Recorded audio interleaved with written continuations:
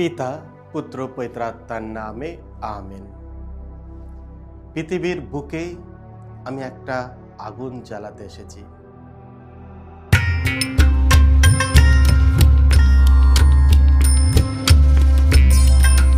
খ্রিস্টে আমার পরম প্রিয়জনেরা, আজ অক্টোবর মাসের 23 তারিখ বৃহস্পতিবার, আর আজকে ডেলি মান্না ঈশ্বরের বাণী প্রতিদিন নেওয়া হয়েছে লোকরচিত মঙ্গল সমাচার থেকে 12 অধ্যায় 49 থেকে 53 পদ।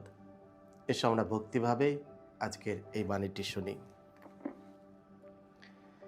যিশু একদিন তার শিষ্যদের বললেন, পৃথিবীর বুকে আমি একটা আগুন জ্বালাতে এসেছি। আমার কতই না ইচ্ছে, আহা তা যদি এরই মধ্যে জ্বলে উঠত। কিন্তু এখনও এমন এক দীক্ষাস্থান আছে যাতে আমাকে দীক্ষিত হতেই হবে, আর তা সম্পূর্ণ না হওয়া পর্যন্ত অন্তরে আমার কি অস্বস্তি। তোমরা কি মনে করো আমি পৃথিবীতে শান্তি দিতে এসেছি? না, আমি তোমাদের বলছি, শান্তি নয়, আমি দিতে এসেছি বিভেদ।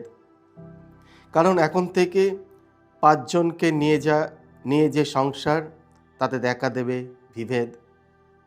3 জন যাবে 2 জনের বিরুদ্ধে, 2 জন যাবে 3 জনের বিরুদ্ধে। এই বিভেদের ফলে বাপ যাবে ছেলের বিরুদ্ধে, ছেলে বাপের বিরুদ্ধে, মা মেয়ের বিরুদ্ধে, আর মেয়ে মায়ের বিরুদ্ধে। শাশুড়ি যাবে বউয়ের বিরুদ্ধে, আর বউ শাশুড়ির বিরুদ্ধে। এই হলো প্রভু যিশুর মঙ্গল সমাচার।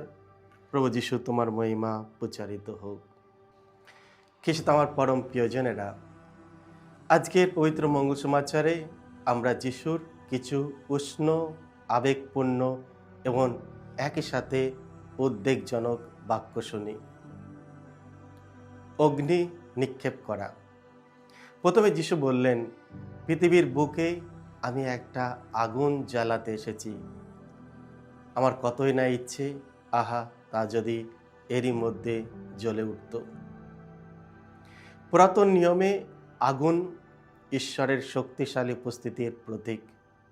ঈশ্বর মোশির কাছে প্রকাশ করেছিলেন এক জ্বলন্ত ঝোপের মাধ্যমে।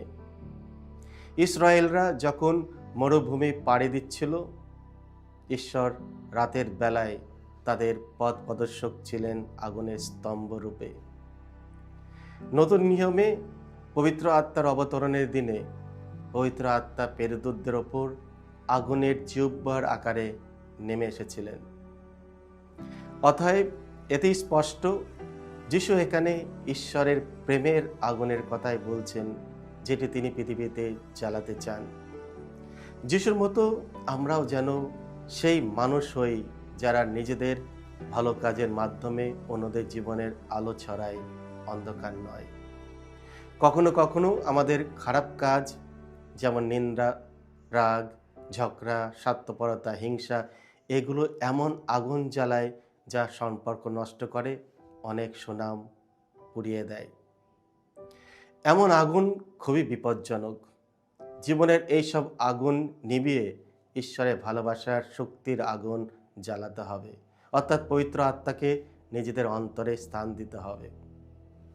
বাপ্তিস্ম গ্রহণ করা।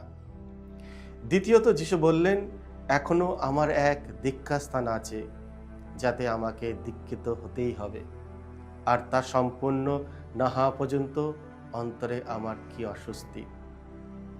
এখানে তিনি জর্ডন নদীতে যোহনের দ্বারা দীক্ষাস্থান গ্রহণের কথা বলছেন না, বরং কালভেরির ক্রুশে যিশু যে রক্তের বাপ্তিস্ম গ্রহণ করবেন তার কথাই বলছেন। এই বাক্যে প্রকাশ পায় যিশুর সচেতনতা। তিনি জানতেন তার পিতার দেওয়া মিশন কি, এবং তিনি সম্পূর্ণভাবে সেই মিশন পূরণের নিবেদন ছিলেন। তার কথায় যে অস্বস্তি প্রকাশ পেয়েছে, তা আসলে তার গভীর উৎসাহ ও ত্যাগকে বোঝায়। তিনি তার দায়িত্ব সম্পূর্ণ করতে অস্থির ছিলেন। ঈশ্বর আমাদের প্রত্যেকজনকে এক বিশেষ উদ্দেশ্য ও পরিকল্পনা নিয়ে এই পৃথিবীতে পাঠিয়েছে, আমাদের প্রত্যেকের ওপর নির্দিষ্ট দায়িত্ব ন্যস্ত করেছেন। আমাদের উচিত সেই উদ্দেশ্য সামনে রেখে চলতে। যিশুর মতো আমরাও যেন আমাদের লক্ষ্য অর্জনে উৎসাহী হই, আমাদের দায়িত্ব পালন করতে উদ্যমী হই এবং আমাদের অঙ্গীকার, প্রতিজ্ঞা বা প্রতিশ্রুতি পূরণে দৃঢ় প্রতিজ্ঞ থাকি। বিভাজন সৃষ্টি করা।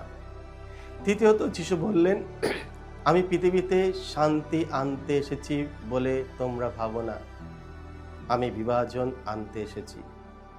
এবং তিনি বললেন, পিতা পুত্রের বিরুদ্ধে, মাতা কন্যার বিরুদ্ধে, শাশুড়ি পুত্রবধূর বিরুদ্ধে দাঁড়াবে। আমরা জানি যিশু নিজে তার পার্থিব পিতা যোসেফ ও মাতা মারিয়ার প্রতি সম্পূর্ণ বাধ্য ছিলেন। তাহলে তিনি কেমন করে বিভাজনের কথা বলতে পারেন? যদি আমরা কথাগুলির সঠিক প্রেক্ষাপটে দেখি, তবে বুঝি যিশু এখানে ঈশ্বরের পথে চলার কারণে যে বিভাজন তৈরি হয় তার কথা বলছেন। যখন কেউ যিশুর শিক্ষা অনুসরণ করে, তখন সে অবধারিতভাবে আলাদা হয়ে যায় তাদের থেকে যারা সেই শিক্ষা মানে না। এই বিভাজন পবিত্র ও প্রয়োজনীয়। এটি ভালো ও মন্দ, বিশ্বাসী ও অবিশ্বাসীর মধ্যে পার্থক্য সৃষ্টি করে। কিন্তু যিশু এমন বিভাজনের কথা বলেনি যা মানুষের মধ্যে জাত, বর্ণ বা ভাষা ভিত্তিতে বিভেদ ঘটায়। যিশুর মতো আমরা যেন সঠিক কারণে বিভাজন সৃষ্টি করি, অর্থাৎ অন্যায় ও পাপ থেকে আলাদা থাকি, সত্য ও ন্যায়ের পাশে দাঁড়াই, যাতে আমাদের জীবন যিশুর শিক্ষায় সাক্ষ্য হয়ে ওঠে। এসো আমরা প্রভু যিশুর কাছে একটু প্রার্থনা করি। হে প্রভু যিশু, তোমার প্রেমের আগুন দিয়ে আমাদের হৃদয় জ্বালাও, আমাদের সাহস দাও যেন আমরা সত্যের পথে দৃঢ় থাকি আর তোমার মতো আমাদের দায়িত্ব ও মিশন পূর্ণ করতে পারি। আমাদের মনোবল দাও, আমরা যেন তোমার উপর ভরসা রাখি। সকলকে জয় যিশু। ঈশ্বর আপনাদের সকলকে আশীর্বাদ করুন।